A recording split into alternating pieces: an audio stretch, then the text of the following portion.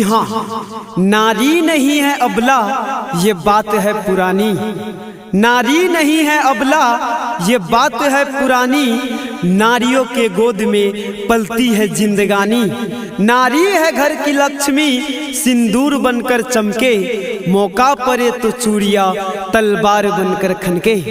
जी हम मतदाता मालिकों, ग्राम पंचायत राज टिकोली क्षेत्र संख्या 9 से मुखिया पद हेतु सुयोग्य, कर्मठ, समाज सेवी, शिक्षित एवं ईमानदार महिला उम्मीदवार भाई नरेश मुखिया जी की धर्मपत्नी श्रीमती नीलम देवी, जिनका चुनाव निशान है ढोलक छाप। जी हम मतदाता मालिकों, ढोलक छाप जो कि आप लोगों को ईवीएम मशीन के क्रम संख्या 2 पर अंकित मिलेगा। तो आइए मतदाता मालिकों, इन्हीं ढोलक छाप पर अपना एक एक बेशकीमती बटन दबाकर नीलम देवी को भारी मतों से विजयी बनावे एवं उनके पति नरेश मुखिया जी के हाथों को मजबूत बनाए। ढोलक छाप जिंदाबाद, जिंदाबाद जिंदाबाद, ढोलक छाप जिंदाबाद, जिंदाबाद जिंदाबाद, नीलम देवी जिंदाबाद, जिंदाबाद जिंदाबाद, नीलम देवी जिंदाबाद, जिंदाबाद जिंदाबाद, नरेश मुखिया जिंदाबाद, जिंदाबाद जिंदाबाद, नरेश मुखिया जिंदाबाद, जिंदाबाद जिंदाबाद, ढोलक छाप जिंदाबाद, जिंदाबाद जिंदाबाद, ग्राम पंचायत राज टिकोली क्षेत्र संख्या 9 की जनता जिंदाबाद, जिंदाबाद जिंदाबाद, मतदाता मालिक जिंदाबाद, जिंदाबाद जिंदाबाद, मजदूर किसान जिंदाबाद, जिंदाबाद जिंदाबाद, छात्र नौजवान जिंदाबाद। जिंदाबाद जिंदाबाद, अपना पंचायत से अब के बड़ुए खाड़ा देवरू कहा दिया भोट अब की बोलो ना दोबारा देवरू। बताइए अपना पंचायत से अब के बड़ुए खाड़ा देवरू कहा दिया भोट अब की बोलो ना दोबारा देवरू। जे तरह के देवे के बाबा तोई हो तू तोई हो। नीलम देवी के तू जी तई हो या भोट देवे अहानु हो भौजी। नीलम देवी के तू जी तई हो या भोट देवे अहानु हो। दिन होने के लिए आफताब होना चाहिए, दिन होने के लिए आफताब होना चाहिए, रात होने के लिए महताब होना चाहिए। ये हुकूमत क्या चीज है? ये हुकूमत क्या चीज है? तकदीर बदल सकती है। बस आपके सीने में इनकलाब होना चाहिए, इनकलाब होना चाहिए। जी हम मतदाता मालिकों, अगर आप चाहते हैं आपके ग्राम पंचायत राज टिकोली क्षेत्र संख्या 9 में घूसखोरी, दलाली, बिचौलिया, इन सभी भ्रष्टाचार को जड़ से मिटाना, तो चुनिए ऐसे प्रत्याशी को जो ईमानदार है, जो न्यायप्रिय है, जो आप लोगों के हित में सोचता है, जो आपके पंचायत के विकास के लिए सोचता है, जो आप लोग के मान सम्मान के लिए मर मिटने को तैयार है। तो ऐसे उम्मीदवार कोई और नहीं बल्कि आपके अपने साथी भाई नरेश मुखिया जी की धर्मपत्नी श्रीमती नीलम देवी है, जिनका चुनाव निशान है ढोलक छाप। तो आइए मतदाता मालिकों, इन्हीं ढोलक छाप पर आप और हम अपना एक एक बेशकीमती बटन दबाकर नीलम देवी को विजयी बनाते हैं। ढोलक छाप जिंदाबाद, जिंदाबाद जिंदाबाद, ढोलक छाप जिंदाबाद, जिंदाबाद जिंदाबाद, नीलम देवी जिंदाबाद, जिंदाबाद जिंदाबाद, नीलम देवी जिंदाबाद, जिंदाबाद जिंदाबाद, नरेश मुखिया जिंदाबाद, जिंदाबाद जिंदाबाद, नरेश मुखिया जिंदाबाद, जिंदाबाद जिंदाबाद, ढोलक छाप जिंदाबाद, जिंदाबाद जिंदाबाद, ग्राम पंचायत राज टिकोली क्षेत्र संख्या 9 की जनता जिंदाबाद, जिंदाबाद जिंदाबाद, मतदाता मालिक जिंदाबाद, जिंदाबाद जिंदाबाद, मजदूर किसान जिंदाबाद, जिंदाबाद जिंदाबाद, छात्र नौजवान जिंदाबाद। जिंदाबाद जिंदाबाद,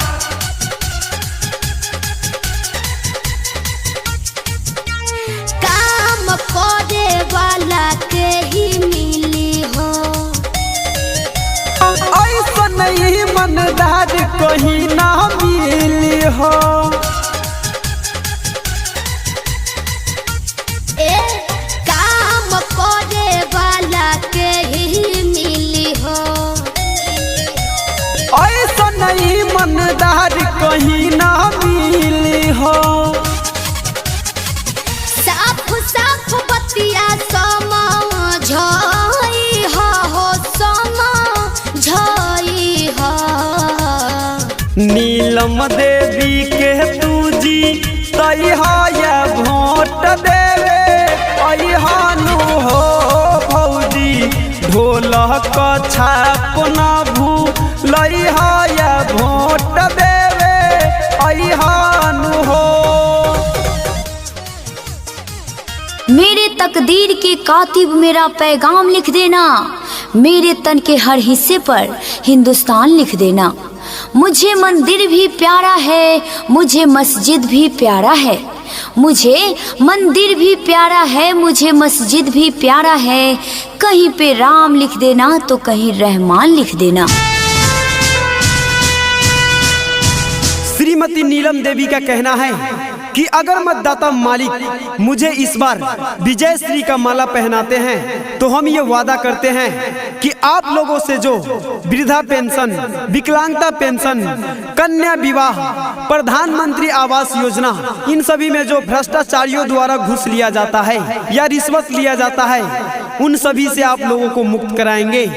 जी हम मतदाता मालिकों, तो आप लोग के हित में सोचने वाली आपके पंचायत की बेटी, आपके पंचायत की नेत्री भाई नरेश मुखिया जी की धर्मपत्नी नीलम देवी आई है अपना चुनाव निशान ढोलक छाप लेकर। तो आइए मतदाता मालिकों, इन्हीं ढोलक छाप पर अपना एक एक बेशकीमती बटन दबाकर नीलम देवी को भारी मतों से विजयी बनावे एवं उनके पति नरेश मुखिया जी के हाथों को मजबूत बनाए।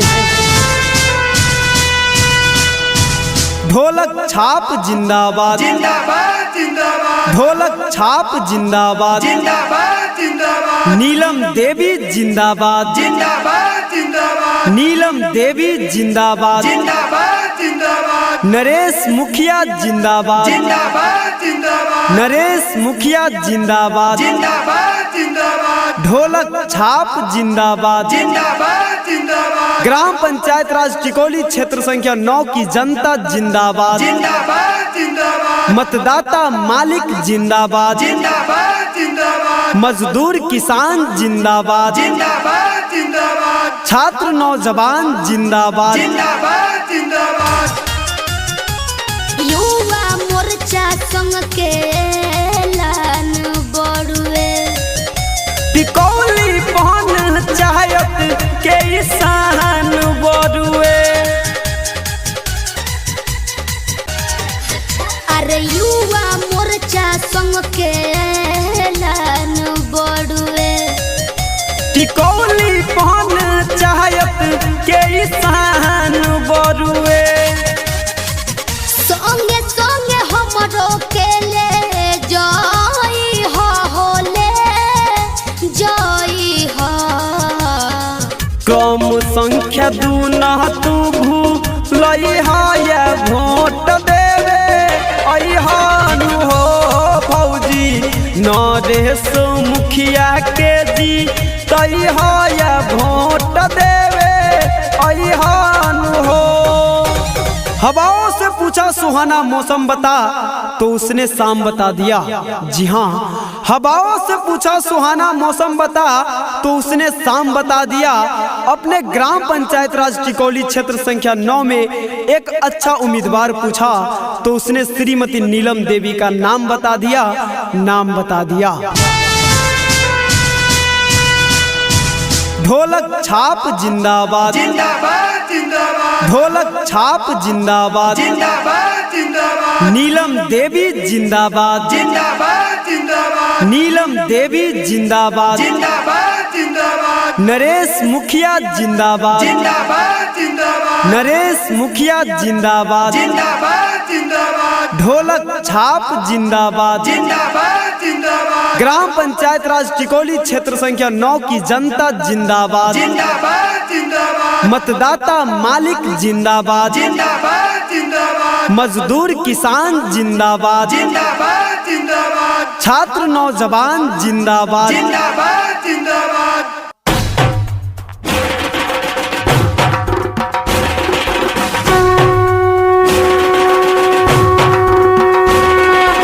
जी हाँ, नारी नहीं है अबला ये बात है पुरानी, नारी नहीं है अबला ये बात है पुरानी, नारियों के गोद में पलती है जिंदगानी। नारी है घर की लक्ष्मी सिंदूर बनकर चमके, मौका पड़े तो चूड़िया तलवार बनकर खनके। जी हम मतदाता मालिकों, ग्राम पंचायत राज टिकोली क्षेत्र संख्या 9 से मुखिया पद हेतु सुयोग्य, कर्मठ, समाज सेवी, शिक्षित एवं ईमानदार महिला उम्मीदवार भाई नरेश मुखिया जी की धर्मपत्नी श्रीमती नीलम देवी, जिनका चुनाव निशान है ढोलक छाप। जी हम मतदाता मालिकों, ढोलक छाप जो कि आप लोगों को ईवीएम मशीन के क्रम संख्या 2 पर अंकित मिलेगा। तो आइए मतदाता मालिकों, इन्हीं ढोलक छाप पर अपना एक एक बेशकीमती बटन दबाकर नीलम देवी को भारी मतों से विजयी बनावे एवं उनके पति नरेश मुखिया जी के हाथों को मजबूत बनाए। ढोलक छाप जिंदाबाद, जिंदाबाद जिंदाबाद, ढोलक छाप जिंदाबाद, जिंदाबाद जिंदाबाद, नीलम देवी जिंदाबाद, जिंदाबाद जिंदाबाद, नीलम देवी जिंदाबाद, जिंदाबाद जिंदाबाद, नरेश मुखिया जिंदाबाद, जिंदाबाद जिंदाबाद, नरेश मुखिया जिंदाबाद, जिंदाबाद जिंदाबाद, ढोलक छाप जिंदाबाद। जिंदाबाद जिंदाबाद, ग्राम पंचायत राज टिकोली क्षेत्र संख्या 9 की जनता जिंदाबाद, जिंदाबाद जिंदाबाद, मतदाता मालिक जिंदाबाद, जिंदाबाद जिंदाबाद, मजदूर किसान जिंदाबाद, जिंदाबाद जिंदाबाद, छात्र नौजवान जिंदाबाद। जिंदाबाद जिंदाबाद। अपना पंचायत से अब के बड़ुए खाड़ा देवरू कहाँ पियाई भोट अब की बोलो ना दोबारा देवरू। बताइए अपना पंचायत से अब के बड़ुए खाड़ा देवरू कहाँ पियाई भोट अब की बोलो ना दोबारा देवरू। जे करह के देवे के बाबा तोई हो तू बो तोई हो। नीलम देवी के तू जी तई हो या भोट देवे अहानु हो भौजी। नीलम देवी के तू जी तई हो या भोट देवे अहानु हो। दिन होने के लिए आफताब होना चाहिए, दिन होने के लिए आफताब होना चाहिए, रात होने के लिए महताब होना चाहिए। ये हुकूमत क्या चीज है, ये हुकूमत क्या चीज है। तकदीर बदल सकती है, बस आपके सीने में इनकलाब होना चाहिए, इनकलाब होना चाहिए। जी हम मतदाता मालिकों, अगर आप चाहते हैं आपके ग्राम पंचायत राज टिकोली क्षेत्र संख्या 9 में घूसखोरी, दलाली, बिचौलिया, इन सभी भ्रष्टाचार को जड़ से मिटाना, तो चुनिए ऐसे प्रत्याशी को जो ईमानदार है, जो न्यायप्रिय है, जो आप लोगों के हित में सोचता है, जो आपके पंचायत के विकास के लिए सोचता है, जो आप लोग के मान सम्मान के लिए मर मिटने को तैयार है। तो ऐसे उम्मीदवार कोई और नहीं बल्कि आपके अपने साथी भाई नरेश मुखिया जी की धर्मपत्नी श्रीमती नीलम देवी है, जिनका चुनाव निशान है ढोलक छाप। तो आइए मतदाता मालिकों, इन्हीं ढोलक छाप पर आप और हम अपना एक एक बेशकीमती बटन दबाकर नीलम देवी को विजयी बनाते हैं। ढोलक छाप जिंदाबाद, जिंदाबाद जिंदाबाद, ढोलक छाप जिंदाबाद, जिंदाबाद जिंदाबाद, नीलम देवी जिंदाबाद, जिंदाबाद जिंदाबाद, नीलम देवी जिंदाबाद, जिंदाबाद जिंदाबाद, नरेश मुखिया जिंदाबाद, जिंदाबाद जिंदाबाद, नरेश मुखिया जिंदाबाद, जिंदाबाद जिंदाबाद, ढोलक छाप जिंदाबाद, जिंदाबाद जिंदाबाद, ग्राम पंचायत राज टिकोली क्षेत्र संख्या 9 की जनता जिंदाबाद, जिंदाबाद जिंदाबाद, मतदाता मालिक जिंदाबाद, जिंदाबाद जिंदाबाद, मजदूर किसान जिंदाबाद, जिंदाबाद जिंदाबाद, छात्र नौजवान जिंदाबाद, जिंदाबाद जिंदाबाद।